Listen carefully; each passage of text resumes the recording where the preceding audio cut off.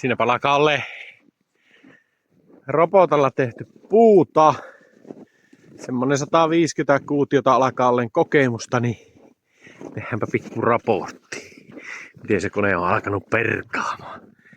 Siinä sitä tavaraa, mutta no joo, eipä mennä tuonne pitemmälle. Siellä onkin eri tavaraa sitten. Niin kuin meissä kaikissa, niin kyllähän me aina jotain vikkaa on. Tämä suttaa. Tämä on vähän turhaan lyhyt tämä syöttöpöytä ja se suttaa herkästi. Tuosta en tykkää. Tekisin muutoksessa. Tekisin näitä vehkeitä. Sitten ketju löystyy aina jostain syystä pikkusen. Ja on tuo rengas tuossa eessä. En tiedä, voisiko tämä tehdä jotenkin paremmalle hollille. Tuo on lukittava tuo vääntörauta aina jollakin narulla, että pääsee tuonne työstämään. Ja sitten, no aika pieni murre, mutta tämä, että joutuu urkkiin tästä tuonne, mitä oot niin pieni. Minussakin on vikoja. Tuo ruuvi tuossa ei tarvitsisi olla kuusiokoloruuvi, tuo mistä kiristetään ketjua.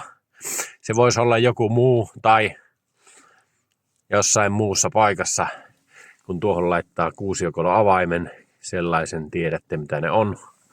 Sitä kun pyörittää, niin toinen pää aina ottaa laippaan. Ja sitten kun on hiaskierre ja sormet jäässä ja paljon töitä, niin ärsyttää pyörittää tuommoisia ruuveja. Voisiko siinä olla vaikka tämmönen ruuvi, sorviruuvi, joo. Sitten, no sekin oli pieni vika. Muutenhan tämä on toiminut niin kuin pitää, terä toimii. Tämä matto, en tiedä mikä juttu, että nämä mattojutut ei tunnu olevan robotilla vielä ihan proota. Niin kuin jälleen kerran se on vinossa ja on raapinut sitten tuonne reunapeltejä ja matto on itsessään tosi hyvä. Harvoin luistaa vaikka samanlainen systeemi kuin tuossa syöttökuljettimessa. Tämä ei luista oikeastaan yhtään. Mutta mitä kävi tämän vian takia, että se jostain syystä haluaa olla aina kierrossa ihan sama miten säätää, niin sehän söi sitä mattoa sen verran, että pikkusen lelu viritys tuo, miten matoon päät on yhdistetty, niin sehän meni poikki, mutta onneksi Lapimiehellä oli nippusiteitä ja luistinnauhaa, niin sillähän se on korjattu ja tuolla jotain paremmin joskus, mutta nyt on niin paljon savotta, ettei kerkkiä. Sittenhän tässä on yksi hieno juttu.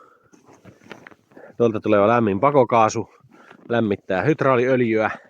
Eli hydraaliöljy saadaan nopeasti käyttövalmiiksi, vaikka olisi kuinka paljon pakkasta, vaikka Venäjällä tehtäisiin puita. Mutta sitten taas, että tätä ei ole ajateltu yhtä viisaasti. Siinä on ketjun voitelu, teräketjuöljy. Tämä kun tulee pakkasta, niin tämä ei toimi. Tämä ei virtaa, eli tänne olisi tänne laittaa kiertään pakokaasu. Jollakin lailla. Tai jokin muu ratkaisu, en tiedä. No, aina sitä voi lämmintä öljyä tuoda sisältä litra kerrallaan ja sillä lailla tehdä, mutta siinä kaikki viat. 150 kuutiota Lakallen tehtynä ja klapiat tulee ja hyvällä tahilla, niin kyllä kohta voi sanoa, että kohta voi suositella tätä laitetta, joka on Robota Klapi RP7T 12 tonnia.